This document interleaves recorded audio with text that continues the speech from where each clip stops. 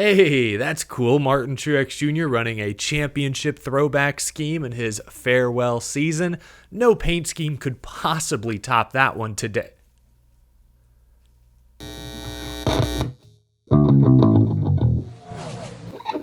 How's it going, y'all? My name is Eric. Welcome to Out of the Groove. We're talking paint schemes, nostalgia, Hailie Deegan, and more in today's episode. But first, this episode is sponsored by my friends at Peanut Patch. Boiled peanuts are a tradition that dates back to the colonial era and are still one of the most popular southern snacks today. My friends at Peanut Patch are huge NASCAR fans. If you've been to any races this summer, there's a good chance you've seen them giving out free samples. Peanut Patch boiled peanuts are now available at Walmart and Sam's Club. And again, these guys are huge race fans, so be sure to give them some love.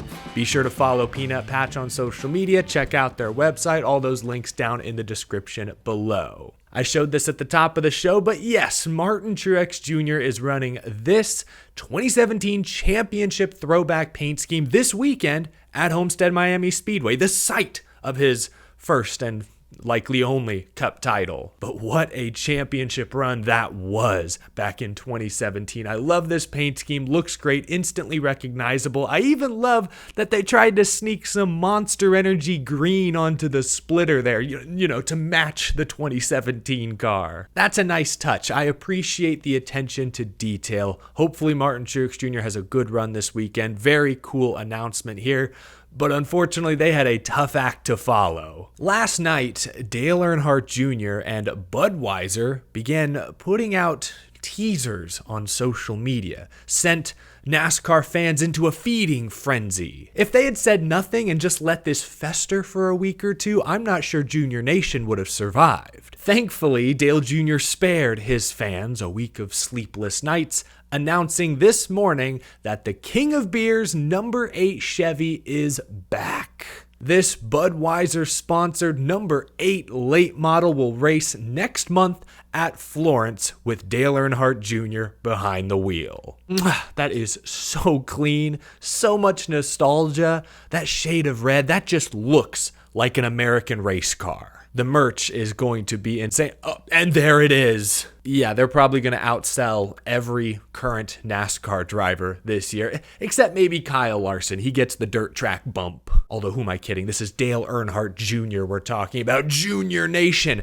Am I stupid, or is that shirt an Amp Energy reference? I like it either way. Christmas came early for Dale Earnhardt Jr. fans. Man, they just don't make recognizable driver sponsor pairings like this anymore. Some of that is, of course, the Earnhardt name being as massive as it is. Some of it is NASCAR not being the cultural juggernaut it once was. Certainly, stock car racing has lost some of its market share over the past decade plus. But some of it is just time.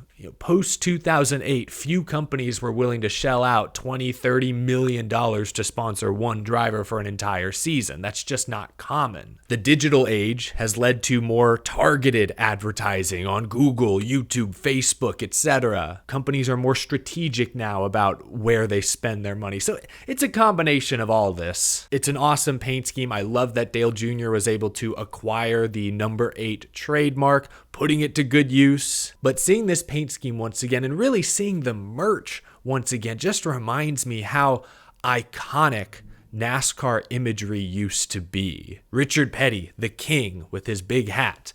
Dale Earnhardt, the stash, the shades, Jeff Gordon, bright colors, the mullet. Obviously, there's a lot I love about modern NASCAR, but I miss the comic book look that previous generations got to experience. Anyway, at least we get a taste of that era once again with this beautiful Budweiser machine. Fun fact, many of y'all know I grew up a Matt Kenseth fan, easily my favorite driver of all time, but there was a brief window. The first races I watched were back in 2004, one of Dale Earnhardt Jr.'s best seasons. I remember seeing that bright red 8 in victory lane, and again, for a very short period of time, I would say Dale Earnhardt Jr. was my favorite driver. I think the car had a lot to do with it. You know, kids love bright colors. Kids love fire trucks. This car looks like a fire truck.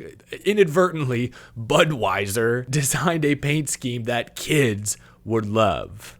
maybe it wasn't an accident. Maybe Budweiser knew exactly what they were doing. Anyway, just a fun fact I wanted to share, but let's move on. Frankie Muniz, the 38-year-old actor turned race car driver, announced today that he will compete full-time in the Craftsman Truck Series next year for REUNITE Brothers Racing. Muniz now has a full year of ARCA under his belt. He's run a couple of truck races this year, said in a statement today, quote, "My long-standing relationship with Ford has been a game changer, and I am thrilled to help facilitate additional support, allowing us to tap into their exceptional technical and engineering resources. I'm confident that this synergy will elevate REUNITE Brothers Racing and help us achieve great things together. I can't wait to get started." I like Frankie Muniz. I didn't grow up watching Malcolm in the Middle like most people. I saw Frankie Muniz in the Cody Banks, the Agent Cody Banks movies. Those were a ride. But I've gotten to talk to Frankie a couple of times over the past couple of years, and he is just so passionate, so enthusiastic. He doesn't treat racing like some side gig, some hobby. You can tell this is what he wants people to talk about. I don't expect him to be great next year. He's still relatively new to stock car racing.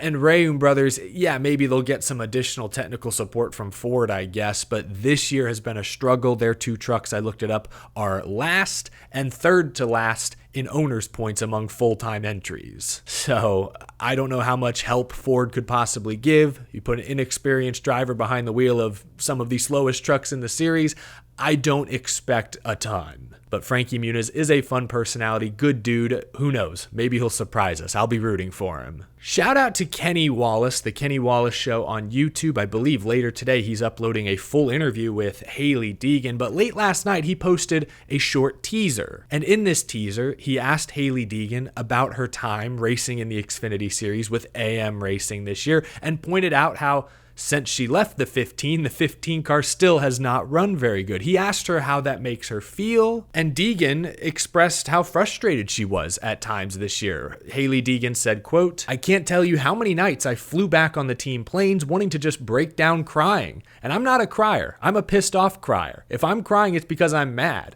But many nights, I just wanted to beat my head against the wall. I didn't know what to do because of the stuff that was out of my control." Again, I encourage you to watch the full Hailie Deegan Kenny Wallace interview whenever that gets posted. I'll be watching for sure. But just this short clip, a very candid response from Deegan, who of course has now transitioned to open wheel racing. She's going to run the full Indy Next schedule next season. It has been a rough few years in NASCAR for Hailie Deegan. This year especially, 0 top 10s. She was last in points among full-time drivers when they went their separate ways. But in their defense, it is correct that AM Racing has not looked very good since she's left. I think they only have 2 top 10 finishes all season.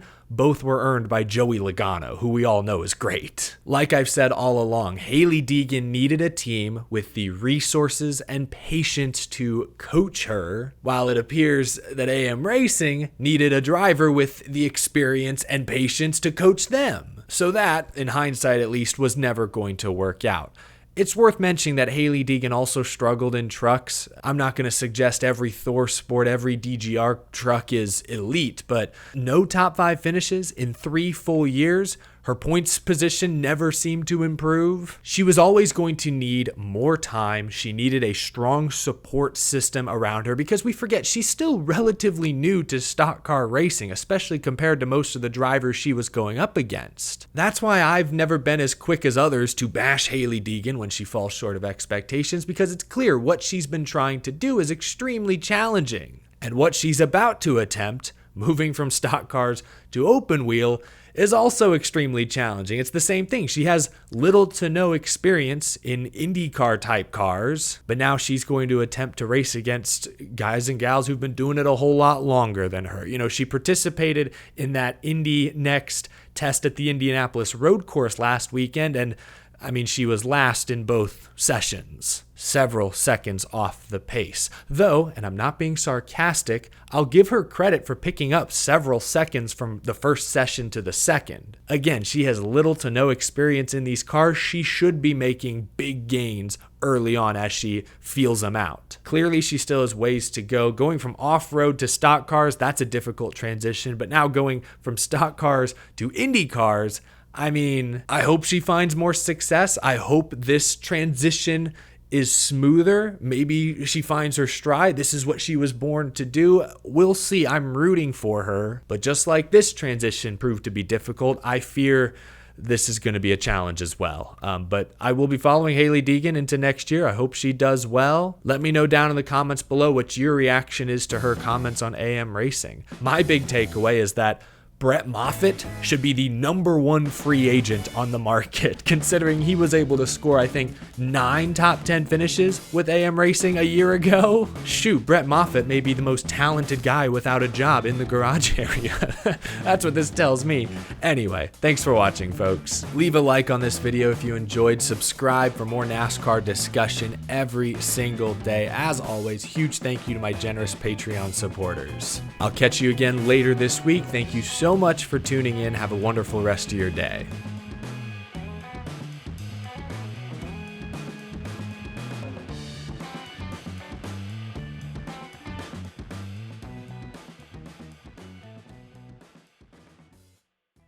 Oh gosh.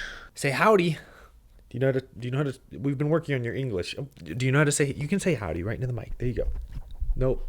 That's not it. Just pushed on it. It's not a push to talk.